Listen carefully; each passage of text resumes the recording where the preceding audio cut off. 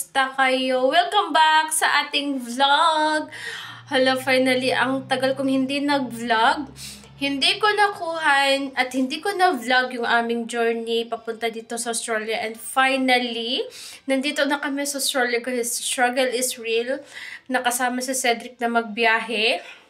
Well, nasabi ko na sa inyo noon na paunti-unti na nag-aasikaso kami ng aming papel, visa, passport ni Sedi. Dahil yung plan namin na mag-move forward dito, sinundo kami ng partner ko sa Pilipinas dahil hindi ko kayang magbiyahe mag-isa.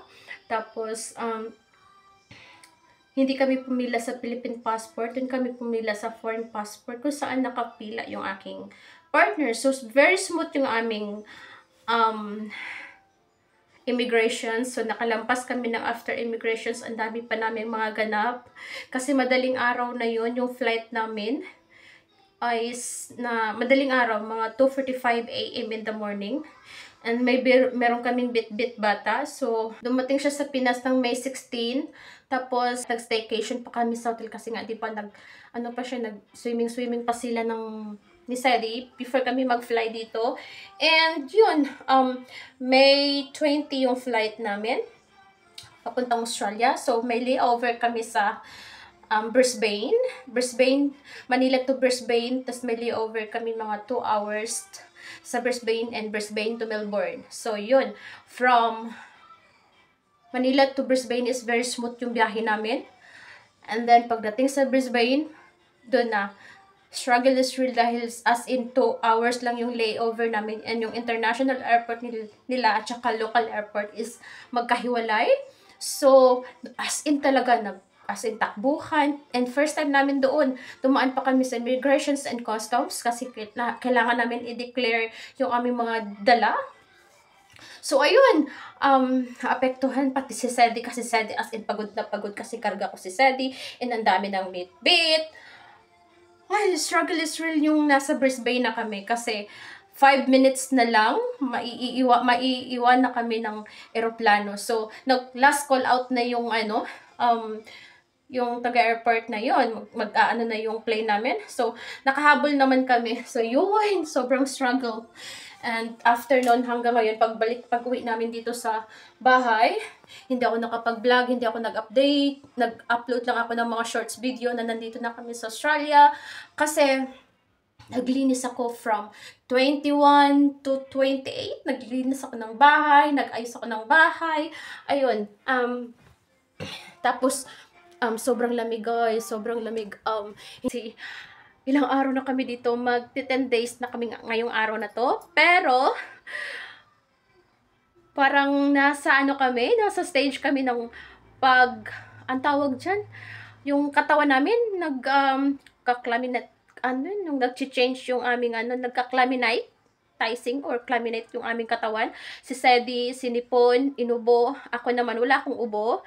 Meron akong sipon, pero every morning, masakit yung lalamunan ko, kaya more on water ako dito, hot water or warm water, and take vitamins. And si Cedric also, meron na siyang gamot para sa kanyang cold and flu kasi papasok na ang winter dito sa Australia, and nandito kami sa Victoria. Yung area na to is sobrang malamig compare sa ibang state. Ko alam kung hanggang saan namin kakayanin yung lamig dito kasi next month na yung yung start talaga ng pinaka-winter, pero ngayon pa lang feel ko na talaga ang sobrang lamig talaga guys. Sobra, para kaming pinasok sa freezer yung hangin every morning. Kaya okay naman dito sa bahay na to kasi naka-heater naman kami. Yung kabilang lounge and sa kabilang lounge, naka-heater naman. So, okay lang sa akin yon.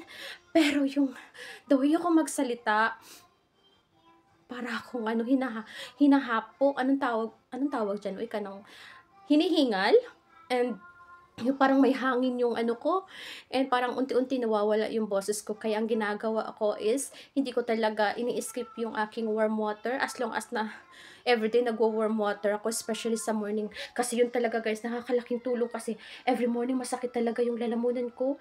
And pag nakainom ako ng warm water sa umaga, is talagang, wow, feel ko yung parang nailalabas ko yung mga, parang plema.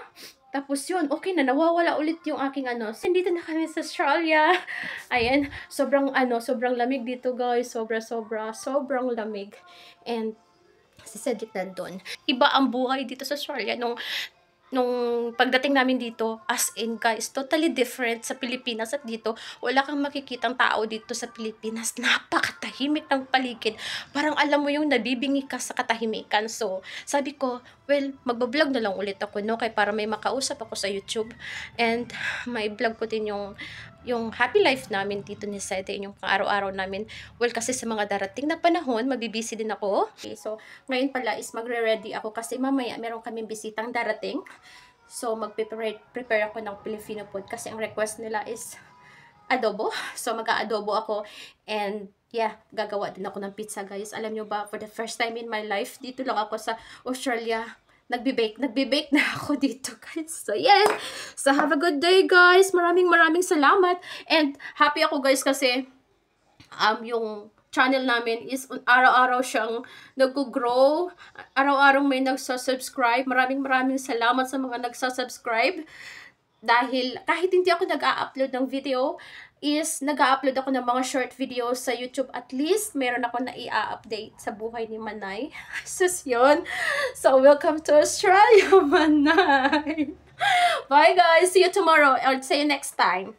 Yan, pag mag-video ulit ako guys. So, yan, maraming salamat. Bye!